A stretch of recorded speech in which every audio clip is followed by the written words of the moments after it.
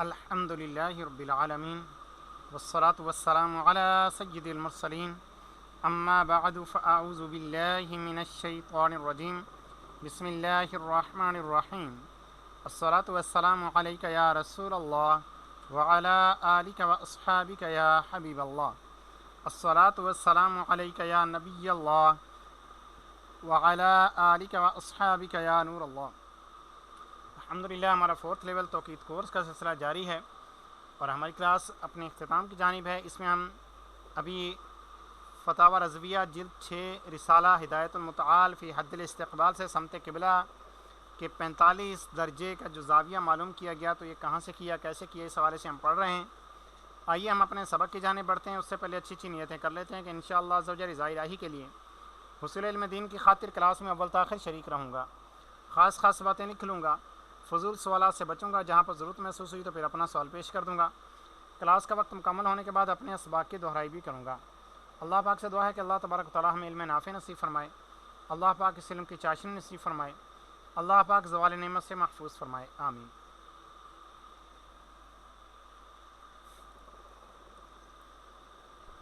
اقول اعلیٰ حضرت فرماتے ہیں کہ علامہ شامی نے یہ سمجھا کہ دائیں یا بائیں منتقل ہوتے وقت، یعنی کوئی عین قبلہ کی جانب کھڑا ہوا ہے اور دائیں بائیں منتقل ہوتا ہے،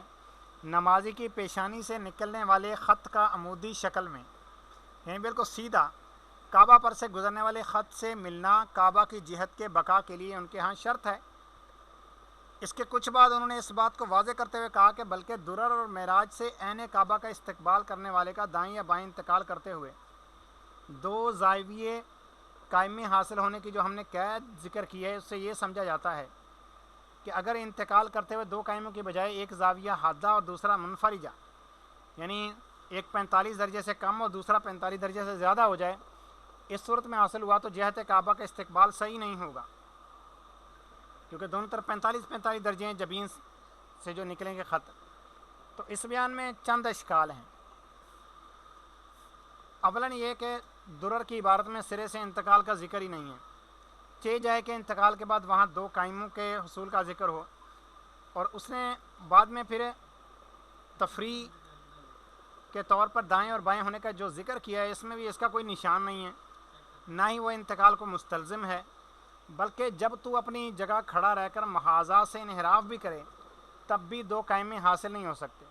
یعنی 2 قائمیں تھوڑی نکلیں گے کہ ہماری جبین سے ڈائریکٹ نکلیں گے، بلکہ وہ خط ہر لمحے پھیلتے جائیں گے۔ تو اسی بات کو درر نے تعبیر کرتے ہوئے کہا کہ بس اس سے معلوم ہوا کہ عین کعبہ سے کچھ انحراف کرے۔ ثانیاً یہ کہ معراج اور اس کے مذکورہ متبعین حضرات نے عین کعبہ کا استقبال کرنے والے کی جبین سے خط نکل کر کعبہ کی طرف جائے اور دوسرا خط جو اس کو 2 قائموں زاویوں پر قطع کرنے کو ذکر کیا ہے، پھر ان لوگوں نے اس قاطع خط پر دائیں بائیں کئی فرسخ تک انتقال کو فرض کیا ہے۔ اس کے باوجود معراج اور اس کے متبعین نے انتقال کے بعد 2 قائمہ زاویہ کی شرط نہیں لگائی۔ ثالثاً یہ کہ اگر یہ شرط لگائی جائے تو درست نہیں ہوگی، کیونکہ انتقال خط مستقیم پر ممکن نہیں ہے، اس لیے کہ قطع کرنے والا خط کعبہ کا استقبال کرنے والے کے دائیں اور بائیں دونوں طرف فضا میں 1 قدم کے فاصلے سے گزرے گا، کیونکہ زمین کروی یعنی گول ہے اور انتقال کرنے والا صرف ایک دائرے پر انتقال کرے گا۔ اب اگر وہ عین کعبہ کا استقبال کرتے ہوئے اپنی جہت کو محفوظ رکھتے ہوئے اس دائرے پر دائیں یا بائیں انتقال کرے تو یقیناً اس کی پیشانی سے نکلنے والا جو خط ہے وہ کعبہ پر سے عرض میں گزرنے والے خط کو 2 قائموں پر قطع نہیں کرے گا، کما لا یکفی۔ رابعاً یہ کہ یہ شرط صحیح ہو یا نہ ہو، مگر شامی کا یہ کہنا ہرگز درست نہ ہوگا کہ جتنا بھی دائیں بائیں ہٹ جائے، معراج اور اس کے متبعین نے صرف یہ ذکر کیا ہے کہ دائیں بائیں کئی فرسخ تک منتقل ہونے والے کی جہت باقی ہوگی، اور یہ بات صحیح ہے، کیونکہ انہوں نے یہ دعویٰ نہیں کیا کہ جتنا بھی منتقل ہو جائے تب بھی جہت نہ بدلے۔ یہ کیسے ہو سکتا ہے کہ جب انتہائی طور پر انتقال ہوگا تو یقیناً وہ کعبہ کی جہت پر نہیں رہے گا، اور عنقریب تجھ پر یہ واضح ہو جائے گا۔ خامساً یہ کہ جب محشر رحمۃ اللہ تعالی کے ذہن میں یہ بات مرکوز ہو چکی ہے کہ کعبہ کی جہت کی بقا کے لیے یہ شرط ہے کہ نمازی کی پیشانی سے نکلنے والا خط کعبہ پر سے عرض میں گزرنے والے خط کو عمودی شکل میں قطع کرے، تو ان کو وہم ہوا کہ اگر منتقل ہونے والے نے مذکورہ معیار والی جہت کو چھوڑ دیا اور تھوڑا سا بھی دائیں بائیں اس نے انحراف کیا تو استقبال صحیح نہ ہوگا، کیونکہ اس صورت میں مذکورہ دونوں خطوں کے ملنے سے دو قائمہ زاویہ نہیں بلکہ ایک حادہ اور ایک منفرجہ حاصل ہوں گے، جیسا کہ قبل عظیم وہ ذکر کر چکے ہیں۔ اور انہوں نے یہ گمان کر لیا کہ معراج اور درر کا یہ کلام اس قلیل انحراف کی اجازت کے خلاف ہے، جس کا صراحتاً متعدد کتب میں ذکر ہے، اور انہوں نے اس کی یہ کہہ کر تصریح کر دی کہ دائیں بائیں ہونے سے مراد کا حاصل یہ ہے کہ عین کعبہ سے دائیں یا بائیں جہت انتقال کرنا ہے، نہ کہ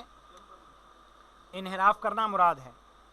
لیکن اس کے باوجود فقہ کی کتب میں ایسا کلام ہے جس سے معلوم ہوتا ہے کہ انحراف قلیل مضر نہیں، تھوڑا بہت اگر کوئی انحراف کر لیتا ہے، گھوم جاتا ہے، تو وہ مضر نہیں، نقصان دہ نہیں۔ اس پر پھر انہوں نے کاستانی زاد الفقیر کی شرح علامہ غزالی اور امام الفتاویٰ کے حوالہ سے منیت المصلی کی عبارات نقل کی۔ تعجب ہے کہ علامہ شامی یعنی محشر رحمۃ اللہ تعالی علیہ درر سے خود اپنی نقل کردہ بات کو بھول گئے، کیونکہ انہوں نے یہاں کاستانی سے جو یہ نقل کیا ہے کہ ایسا قلیل انحراف جیسے کعبہ کا مقابل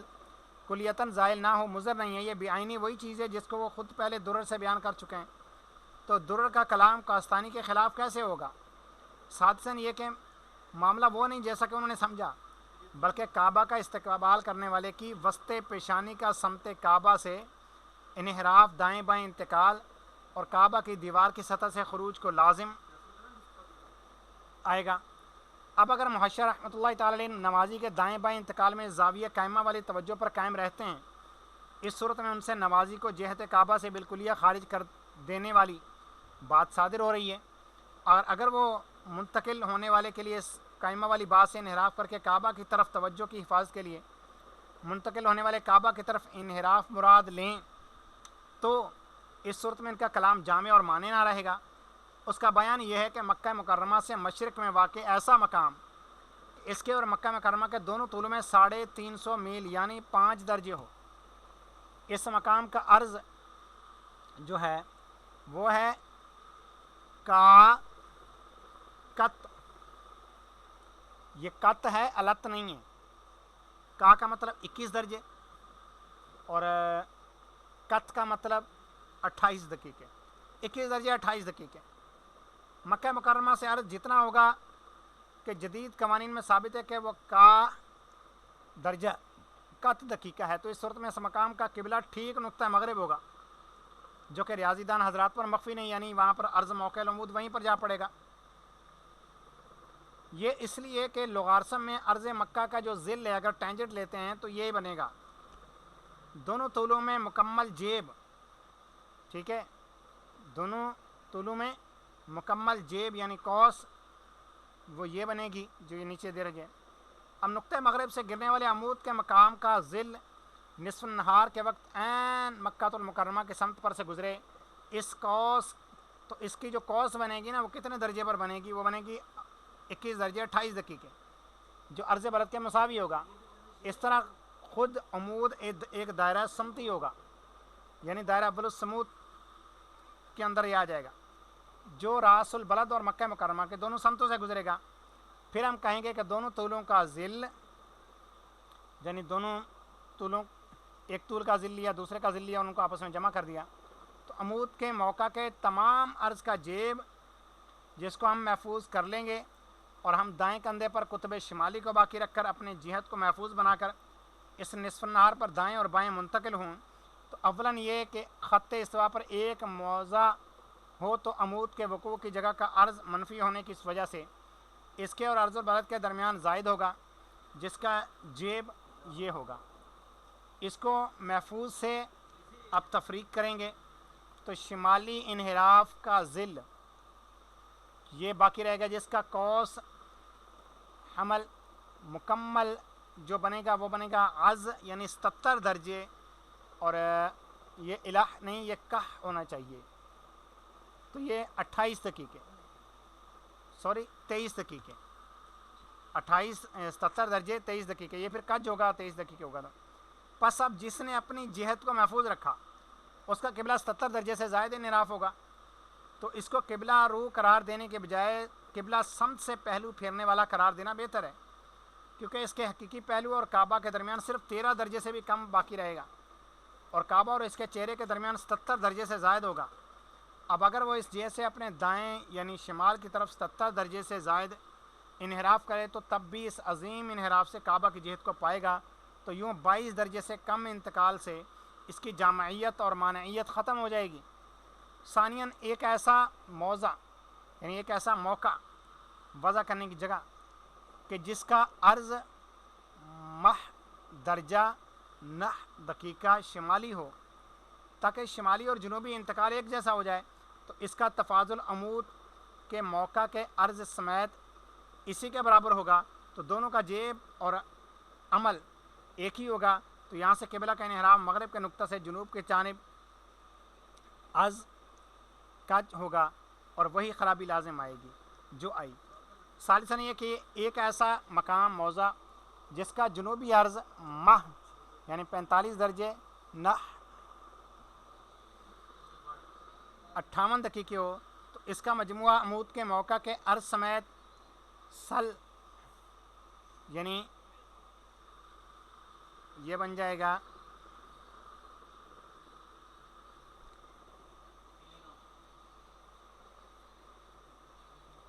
60 اور بلکہ اس کے موضع کے عرض سمیت سل درجہ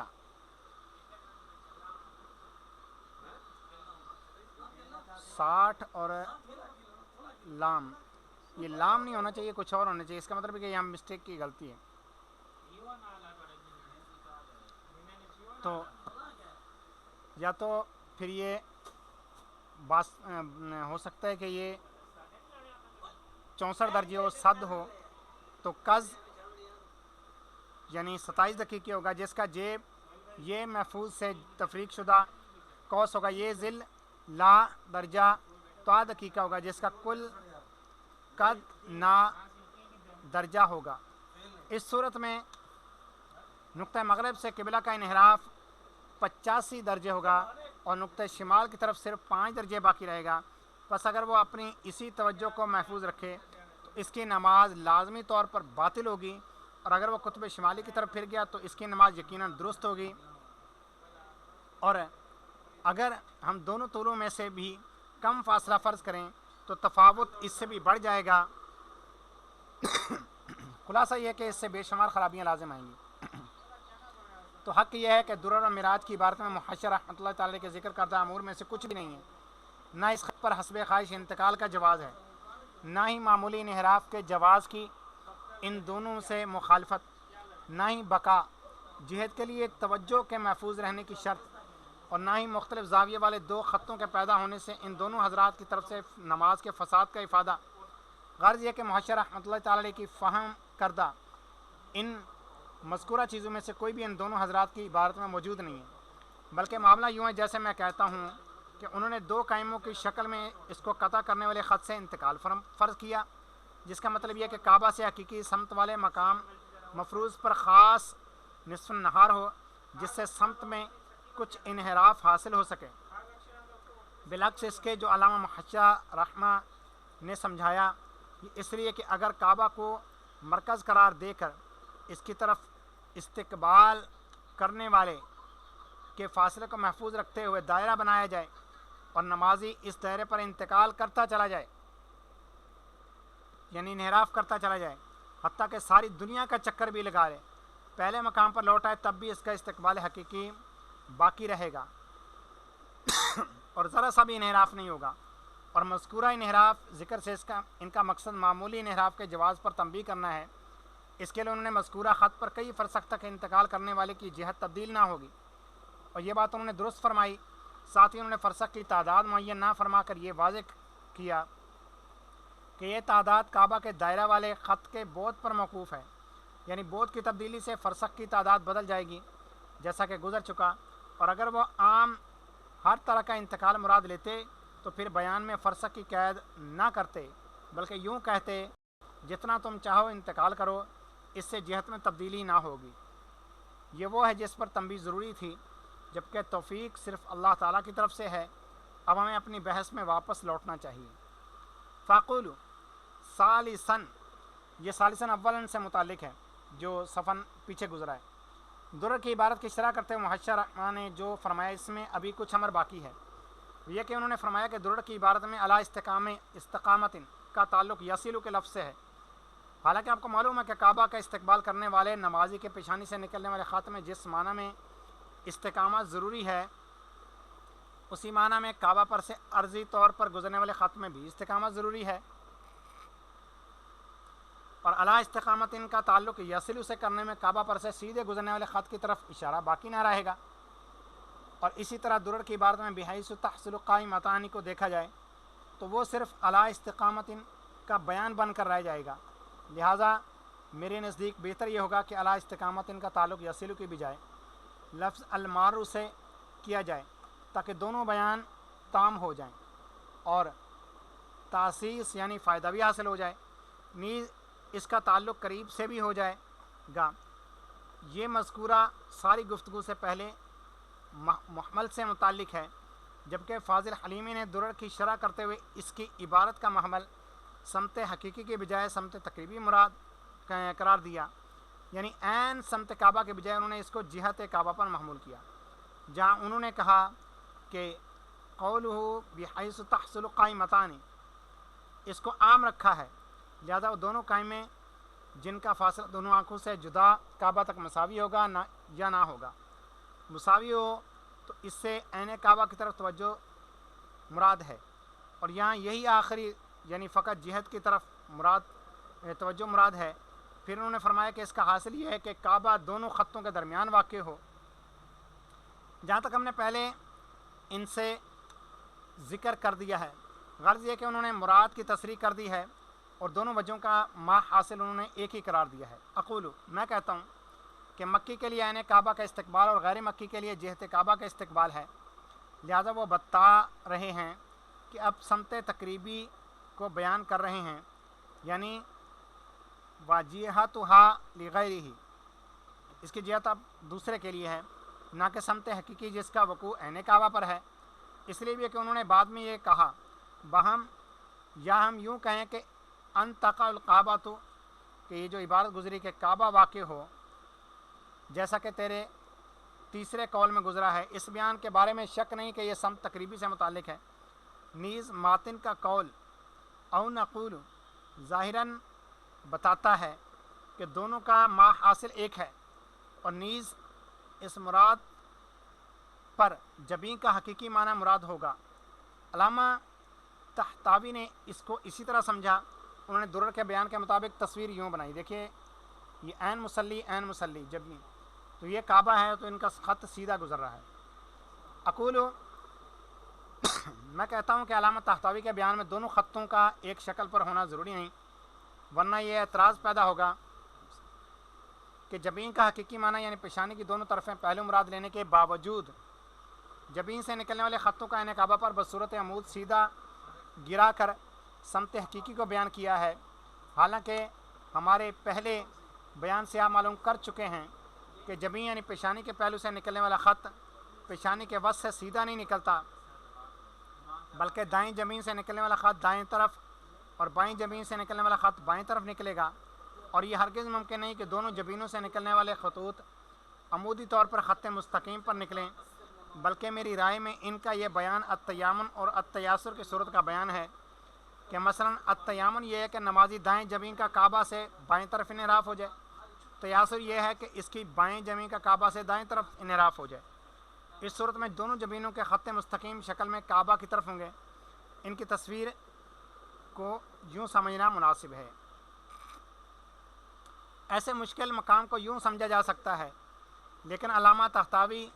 علیہ رحمہ کا وہ قول جو انہوں نے اپنی مسجد بنائی ہوئی تصویر کے بارے میں ایک فاضل سے نقل کرتے ہوئے فرمایا کعبہ پر سے گزرنے والے خط سے زاویہ قائمہ حاصل ہوا، اور اس طرح نمازی کی جبین سے نکلنے والے خط سے دوسرا قائمہ حاصل ہوا، اور ان دونوں خطوں سے دو مساوی زاویے پیدا ہوئے الی آخری ہی۔ تو اعلیٰ حضرت کا اپنا اس بارے میں کیا قول ہے وہ انشاءاللہ ہم پھر اپنی اگلی کلاس میں پڑھیں گے۔ ٹھیک ہے حضور، پھر ابھی ہم اپنے درجے کا اختتام کرتے ہیں۔ اپنا خیال رکھیے، مدنی چینل دیکھتے رہیے۔ ہمارا مدنی مقصد مجھے اپنی اور ساری دنیا کے لوگوں کی اصلاح کی کوشش کرنی ہے، انشاءاللہ عز و جل۔ السلام علیکم ورحمۃ اللہ وبرکاتہ.